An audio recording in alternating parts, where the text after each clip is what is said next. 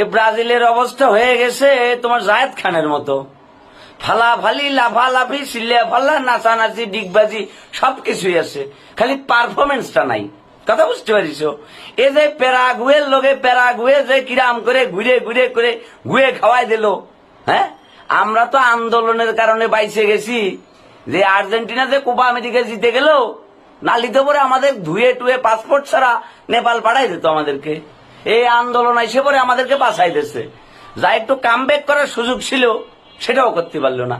অবশ্যই এখন এটা বলে পাইছে যাবো যে কি আর্জেন্টিনাও তো ফিটে গেছে কলম্বিয়ার সাথে, কিন্তু কলম্বিয়াকে তো বাড়ি পাঠাই দিয়ে আর্জেন্টিনা তো কোপা আমেরিকা জিতে নেছে রে বাড়া। বুঝতে পারিস? যাই হোক, ব্রাজিলের নিয়ে তোমরা কিন্তু কেউ ট্রল করবে না, তাহলে কিন্তু প্রচুর মারবো, কিন্তু রড গরম করে কিন্তু পাশায় স্যাক দিয়ে দেবো।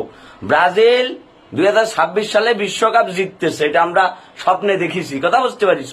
পর্তুগাল ভার্সেস ব্রাজিলের খেলা হচ্ছে, রোনালদো ওই জায়গায় হ্যাট্রিক করেছে, আর এসে তোমার এন্ড্রিক ঘূর্ণিঝড় 4টে গোল বাইরে গেছে। ব্রাজিল কি 6 নাম্বার ট্রফি জিতে হ্যাকজা মিশন হ্যাকজা করে ফুলফিল করে ফেলাই দিচ্ছে। এটা কিন্তু আমাদের কোচ দরিবাল বলছে, দরিবাল তার নিজের বাল ধরে বলিছে যে ব্রাজিল 2026-এ বিশ্বকাপ জিততেছে। তো তোমরা ব্রাজিলের ট্রল করো কোন সাহসে? হেই বেটা, অত কথাবার্তা নাই। গুগল থেকে বিশ্বকাপের ছবি আপলোড করে ঘুমায় পড়বো।